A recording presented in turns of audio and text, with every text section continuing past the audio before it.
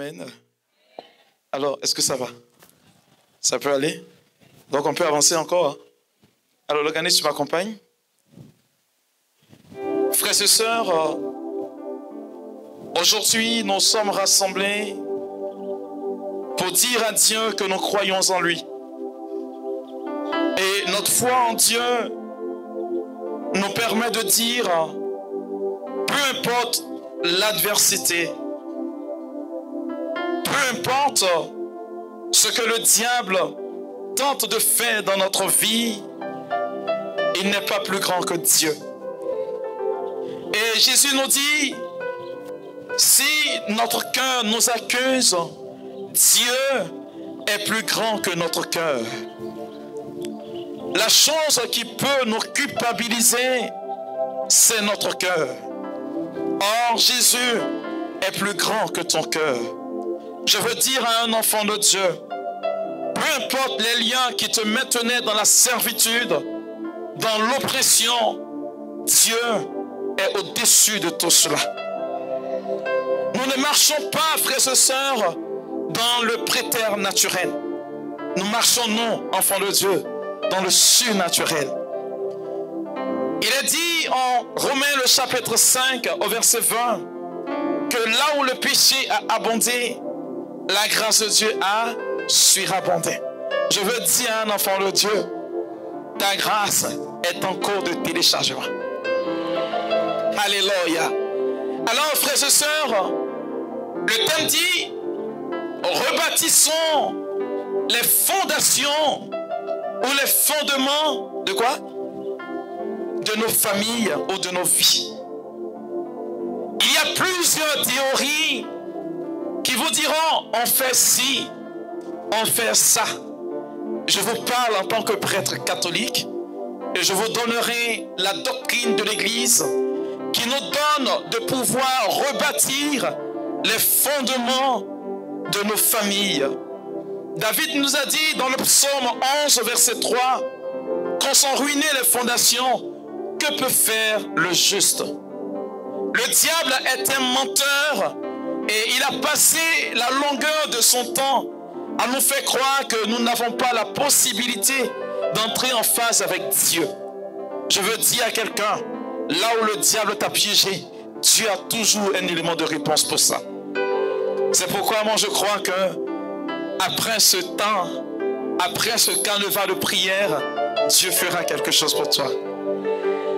Frères et sœurs, comment rebâtir les fondements ou les fondations de nos familles sur la base de l'Église? Dis avec moi, l'Église.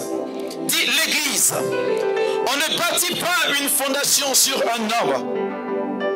Jésus dit, tu es pierre, et sur cette pierre, je bâtirai mon Église, et les puissances de la mort ne pourront pas l'engloutir. Jésus décrète ici que l'Église va traverser le cours du temps. Elle sera peut-être ébranlée, mais c'est elle seule qui permet de résister à Satan. Alors, on ne bâtit pas sur des principes humains, mais sur ce que l'Église nous recommande. Alléluia. Alors, frères et sœurs, quels sont les principes ou les préceptes pour rebâtir sur la question de ce que nos ancêtres ont fait par le passé et que nous voulons rebâtir quelque chose de nouveau? Il y a des points. Alors dis à ton voisin, assieds-toi bien. Et puis dis-lui, ne me dérange plus. Quels sont les principes pour rebâtir? Je vais en citer. Le premier principe est tiré du livre du prophète Jérémie, qui parle de fondation, de rebâtir, parle d'alliance. Jérémie, le chapitre 31, c'est ça, hein? À partir du verset 30, je crois bien. Laissez-moi regarder un peu, je me fais vieux.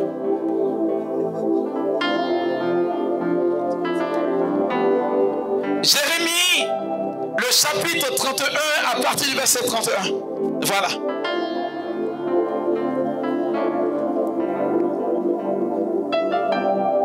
Voilà, mets-toi sur le pupitre.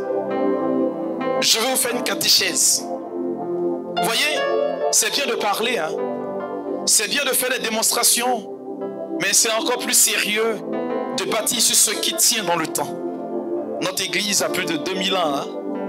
Alors, donc, nous on ne parle pas avec ceux qui ont 25 ans. Qui ont 5 jours, ils se sont levés, ils ont jeûné 3 jours, ils ont eu une hystérie de don de Saint-Esprit, ils ont parlé riba, ils ont donné une parole de connaissance. Dieu a fait, ils disent, oh, ce que les autres ont bâti depuis 2024 ans, là, ça ne tient pas. Si ça ne venait pas de Dieu, on n'aurait pas 2024 ans. Toutes les religions qui sont venues, qui n'étaient pas de Dieu, n'ont pas duré dans le temps. Alors, moi je crois que la seule entité ou la seule église capable de pouvoir vous rétablir dans la dignité de votre vérité d'enfant de Dieu, c'est l'église catholique. Vous voyez, elle est tellement bien structurée que l'église se permet de dire ceci, que toutes les églises où il y a un brin de vérité, on dit que ce sont des églises sœurs. On ne les rejette même pas. Bon, alors tu nous rejettes, bon, on va où? Bon, point. Allons-y ma fille. Jérémie chapitre 31. À partir du verset 31. Écoutez ce que Dieu dit. Voici venir des jours. Dieu dit, voici que des jours vont venir. Oracle de Yahvé. Il ne faut pas te parler, ma fille. Lorsque Dieu dit que des jours viendront, cela voudrait dire que ce n'est pas un acquis. Ça ne peut pas être un acquis. Tu ne te bats pas, tu n'entres pas là-dedans. Fini les histoires de dire, oh Jésus a payé pour moi le prix fort sur le bois de la croix. Et donc, moi je suis dans ce principe-là. Tous les hommes ont été créés par Dieu, mais tous les hommes ne sont pas enfants de Dieu. Quelqu'un m'a compris? Tous les hommes ont été créés par Dieu, mais tous les hommes ne sont pas enfants de Dieu. Jésus est mort pour tous les hommes, mais tous les hommes ne sont pas sauvés par le sacrifice du Christ. Il faut que ça soit clair. Est-ce qu'on est d'accord? Parce que Paul dit, ni les débauchés, ni les prostituées, ni ceux qui sont efféminés entreront dans le royaume des cieux. C'est qu'il y a une exclusion déjà. Alléluia. Voilà, je referme la parenthèse. Alors, ce n'est pas un acquis. Dis à ton voisin, il y a un effort à fournir. Donc, arrêtez de dire, je suis baptisé, donc je suis sauvé. L'église est en progression. Dieu révèle sa parole. On a vu des personnes baptisées aujourd'hui et le lendemain qui ne sont plus venues à l'église. Et c'est un fait. Jésus et son église n'ont aucun problème. C'est nous qui y entrons qui avons des problèmes. Il faut que l'on puisse se conformer à ce que Dieu dit. Et il dit, voici venir des jours. Qu'est-ce qui se passe ces jours-ci? Je conclurai avec la maison d'Israël. Il dit, je vais conclure. Il n'a pas dit que j'ai conclu. Le texte, il est précis. Le temps est bien donné. C'est le futur. Le futur suppose que j'entre dans le principe. Je fournis un effort pour y entrer. Et donc, je conclurai une alliance. Avec la maison d'Israël. Israël représente toutes les nations. Parce que Dieu a dit à Abraham, en redescendant par Jacob, en toi seront bénies toutes les familles de la terre. Il le dit en Genèse le chapitre 28, du verset 10 au verset 18. En toi seront bénies toutes les familles de la terre. Israël est la représentation de ta famille, de ma famille à moi. Il dit, je conclurai avec la maison d'Israël. C'est avec ta famille que Dieu veut conclure cette alliance. Alors, cette alliance, c'est sur la base de quoi? Une alliance nouvelle. Elle est nouvelle. Non pas comme l'alliance que j'ai conclue avec leur père le jour où je les ai pris, le jour où je les pris par la main pour les faire sortir du pays d'Égypte. Mon alliance qu'eux-mêmes ont rompue, bien que je fusse leur maître, oracle de Yahvé. Continue. Mais voici l'alliance. Il dit, voici l'alliance. C'est quelle alliance? Que je conclurai avec la maison d'Israël après ces jours-là. Oracle de Yahvé. Oui, dis-nous l'alliance. Je mettrai ma loi. Je ferai quoi? Je mettrai ma loi. Je mettrai ma loi au fond de leur être. Au fond de leur être. Et je l'écrirai sur leur cœur. Ouais. La première condition pour rebâtir les fondements de nos familles, dis avec moi, la parole de Dieu.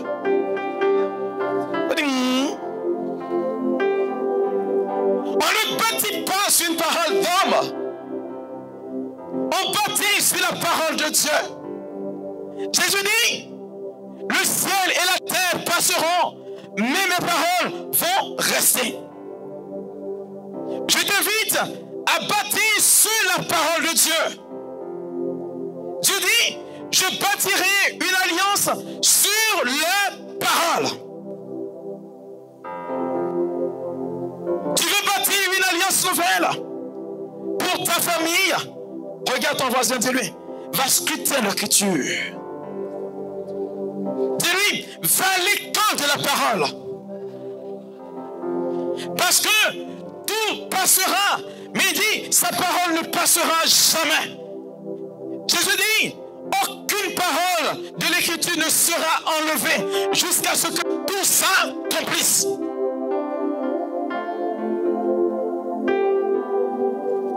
Je veux dire à un enfant de Dieu, celui qui bâtit sur la parole de Dieu demeure éternellement.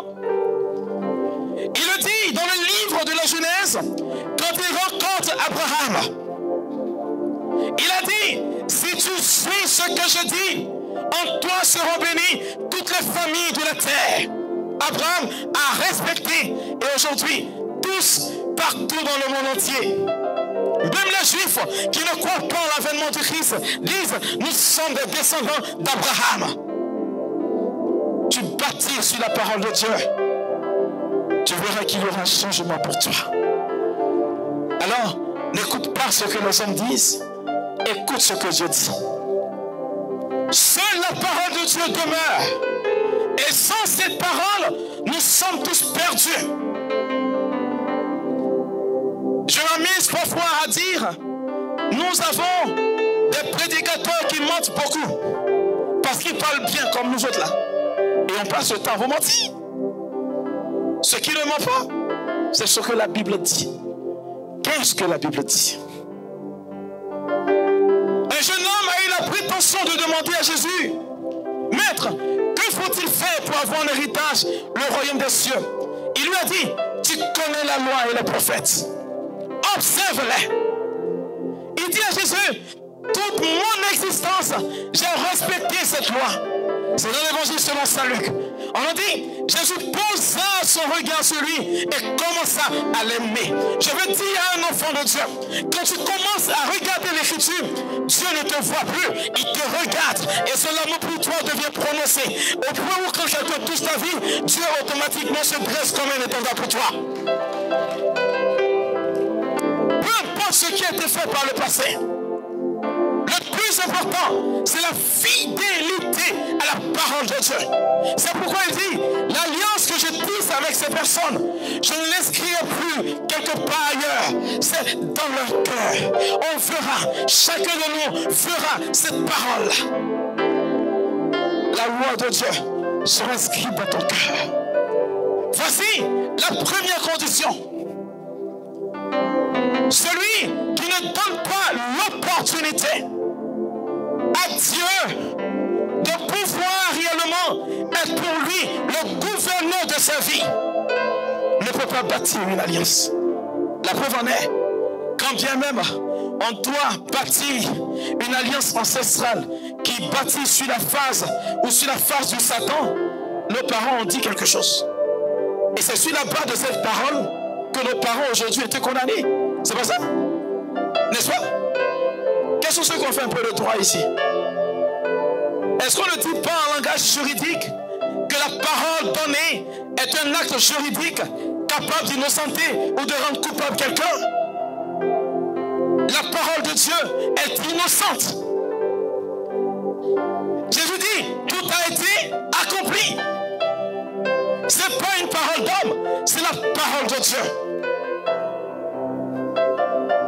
Tu gardes cette parole avec toi, Dieu est avec toi. Je me baladais dans l'écriture et je suis tombé sur le texte de 2 Chroniques, le chapitre 4, à partir du verset 10 et suivant. Il y a un monsieur qu'on appelle Jabès. On nous dit, son nom signifie malédiction. Parce que sa mère l'a eu dans les difficultés. La Bible enseigne que Jabès a commencé à prier Dieu. Il lui a dit, Seigneur, bénis-moi, comme tu as promis bénir à Abraham. Seigneur, élargis mes tentes, comme tu as élargi les tentes d'Israël. On nous dit, il a prié le matin. Et puis, le soir, Jabès a été exaucé. Depuis, tu pries dans ta langue là. Qu'est-ce qui a changé? Depuis, tu bâtis sur ta colère. Seigneur, qu'est-ce qui a changé? Prends la parole de Dieu et prie avec. Tu verras que Dieu, parfois on le blague, hein. Vous ne savez pas. Padre Pio nous a appris à prier. Il disait, Seigneur, tu as dit dans ta parole, demandez et l'on vous donnera. Pardon, hein. À cause de cette parole-là, je demande, il faut donner. Et puis donne. Il faut être malin. Car Dieu dit, il ne se dédie pas de sa parole. Il ne regarde rien d'autre que sa parole. S'il n'y a pas de parole, il n'y a pas d'alliance. Tu n'es pas scotché à la parole de Dieu. Il ne peut pas exister une alliance. Scrute l'écriture. Va chercher à comprendre ce que la parole dit. C'est pourquoi Jésus dit, tout péché vous sera pardonné, mais le péché contre le Saint-Esprit ne vous sera pas pardonné, parce que l'Esprit de Dieu a sa source dans la parole de Dieu. Est-ce que je parle à un enfant de Dieu? Est-ce que je parle à quelqu'un? Frère, ce que je suis en train de t'annoncer, c'est que tout peut changer pour toi aujourd'hui et ta famille, à condition que tu baptises toi et ta famille sur la parole de Dieu et non pas sur une parole d'homme. Voici la première condition. La deuxième condition, dis avec moi, deuxième condition. Pour bâtir une alliance, c'est quoi au juste? On va partir en Hébreu. Hébreu chapitre 9. À partir du verset 14, 15, 16. Voilà, on va aller là. Hébreu chapitre 9. À partir du verset 14, 15, 16 même. Voyez, ce que je dis est purement dans l'écriture. Je n'invente rien. J'ai des preuves concrètes de ce que j'avance.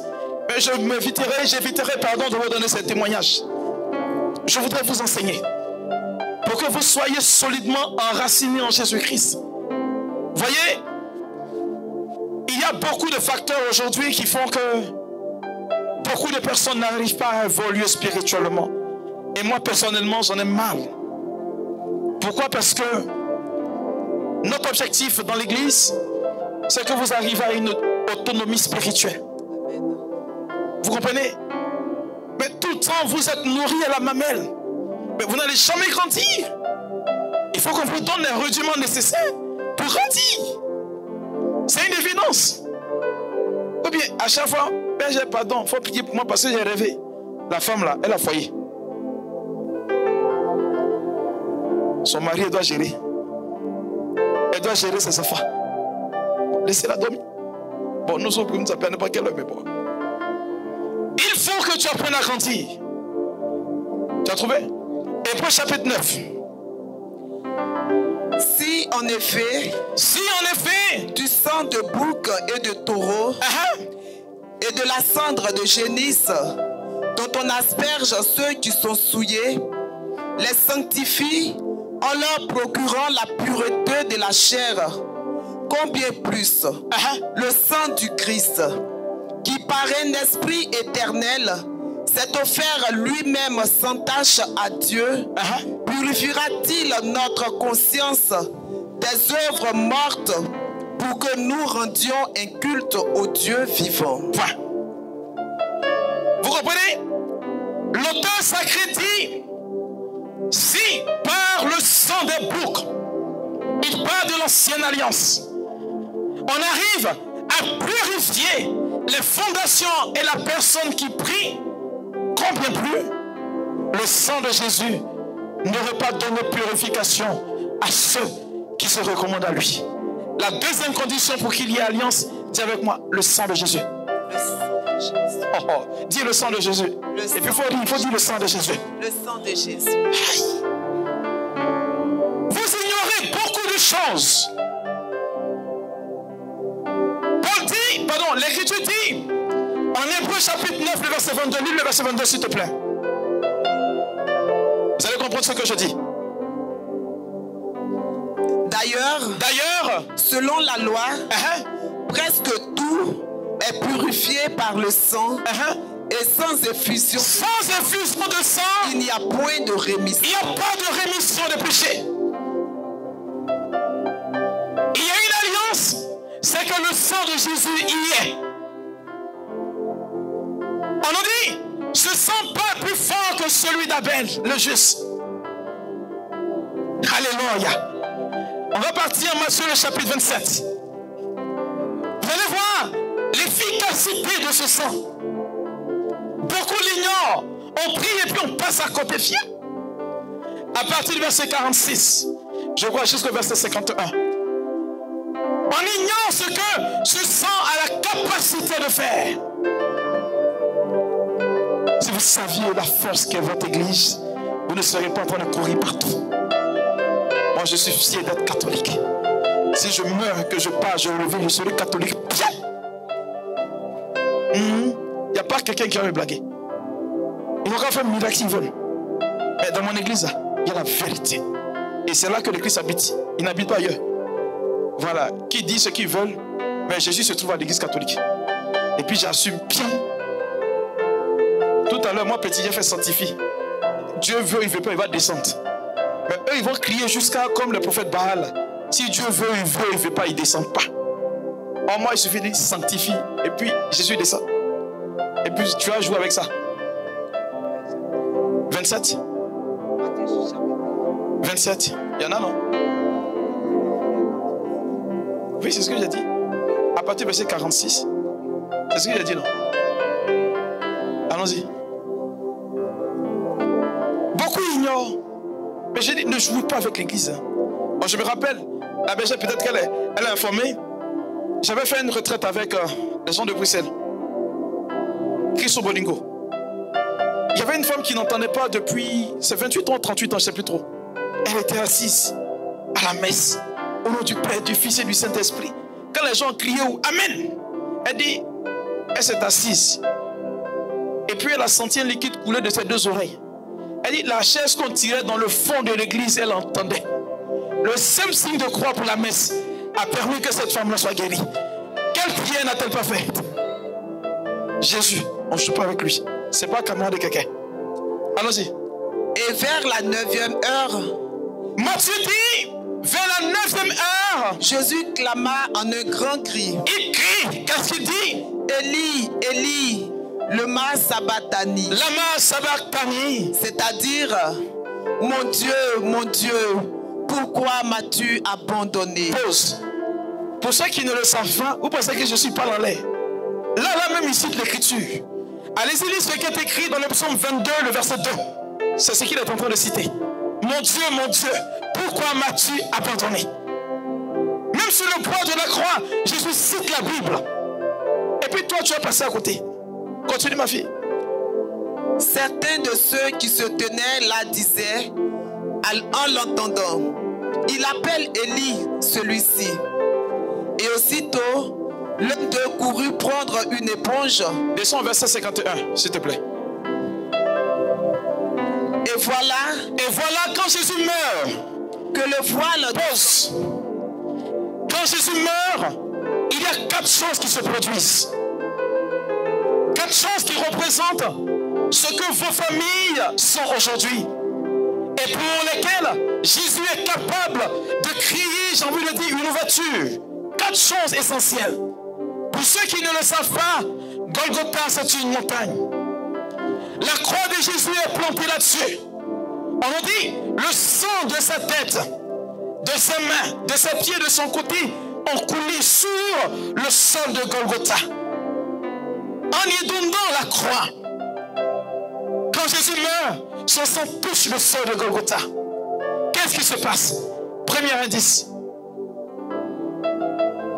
Et voilà que le voile du sanctuaire se déchira en deux, du haut en bas. Non, est-ce que c'est d'abord ça? 52. Non, remonte un peu, 50. Or, Jésus, poussant de nouveau... Oui, c'est bon, lis le verset 51. J'ai confondu quelque chose. Et voilà que le voile du sanctuaire se déchira en deux. Pause. De haut en bas. Vous savez ce que représente le voile? Le voile représente l'inaccessibilité à ta faveur, à la faveur de ta famille. Le sang de Jésus qui coule déchire le voile qui t'empêche d'entrer dans le non-accomplissement. Son sang qui coule fait que Jésus dit, il n'y a plus d'obstacle. Avec le sang de Jésus, on entre dans la victoire. Je veux annoncer, avec ce sang, ta famille et toi, vous allez franchir les portes du succès. Il faut comprendre cela. On ne joue pas avec le sang. Je veux dire à ceux qui sont voilés, à ceux qui n'entrent pas dans la victoire, comme si on te dit, mais il y a comme un masque sur ta vie. Le sang de Jésus te libère aujourd'hui. Deuxième aspect, c'est quoi? La terre trembla. Il faut dire, oh.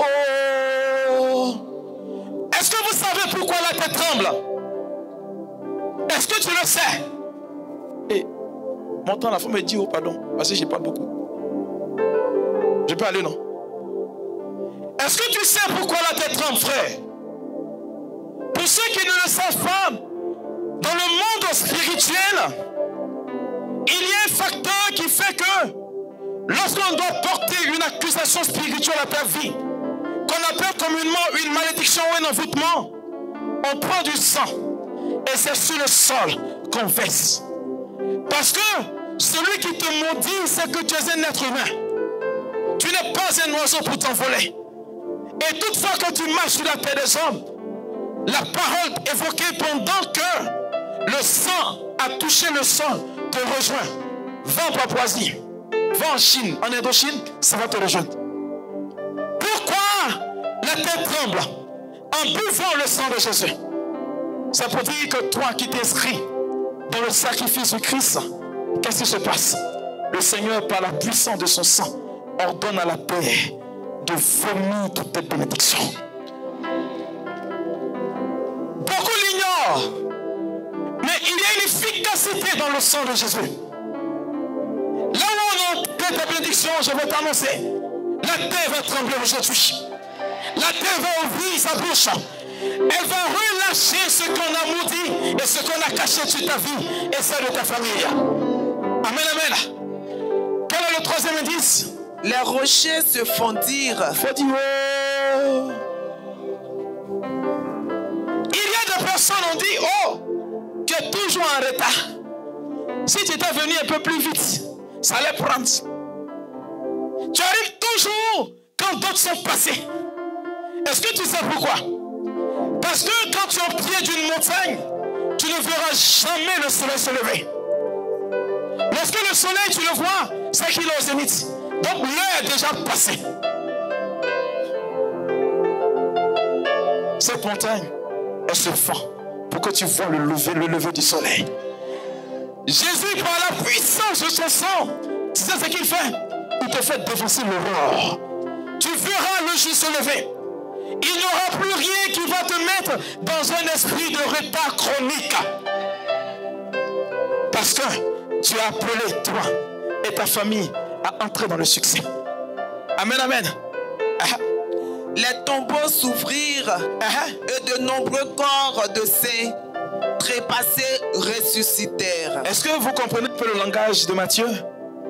On nous dit, les tombeaux s'ouvrent.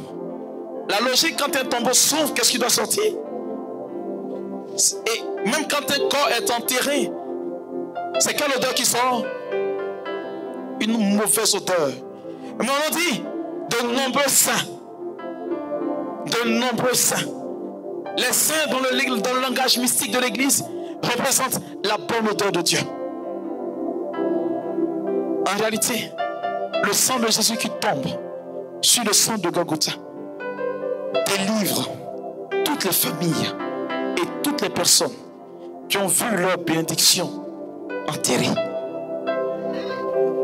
C'est-à-dire que si tu t'inscris dans le sacrifice du Christ, il n'y a plus rien qui pourra maintenir ta vie et ta famille dans la tombe. Des gens pour qui on a dit que la mort est votre quotidien. Des personnes pour qui on a dit que le chèque est votre quotidien. Parce qu'on a cimenté, parce qu'on a caché, parce qu'on a enterré.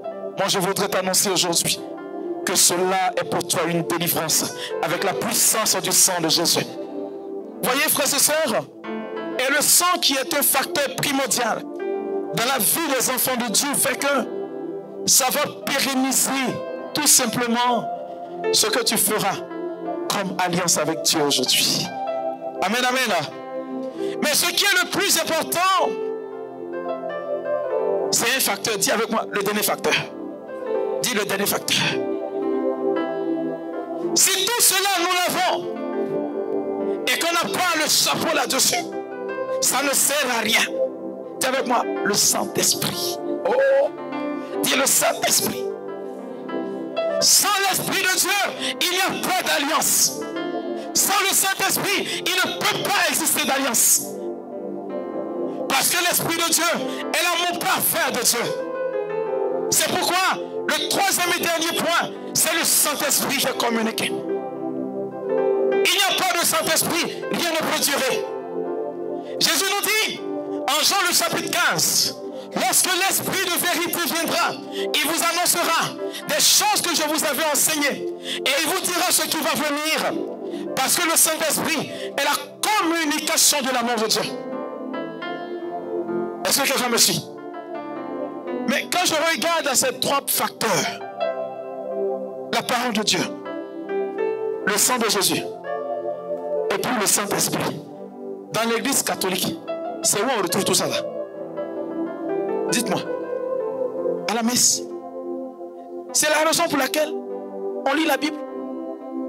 Le sacrifice est offert. Et pendant le sacrifice de la messe, ce qu'on appelle l'épiclèse sanctifie ces offrandes.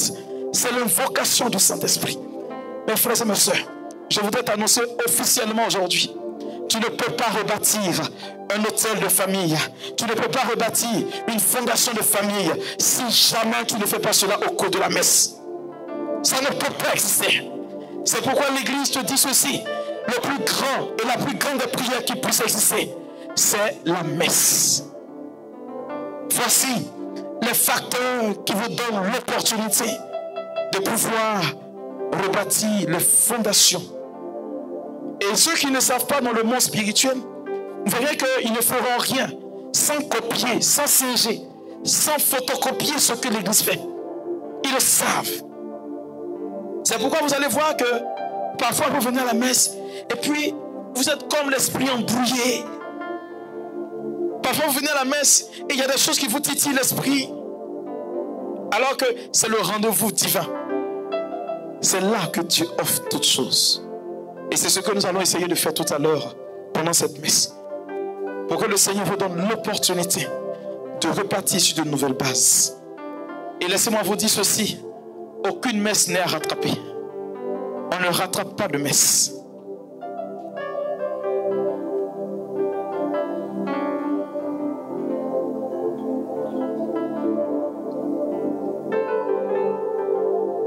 Amen, amen.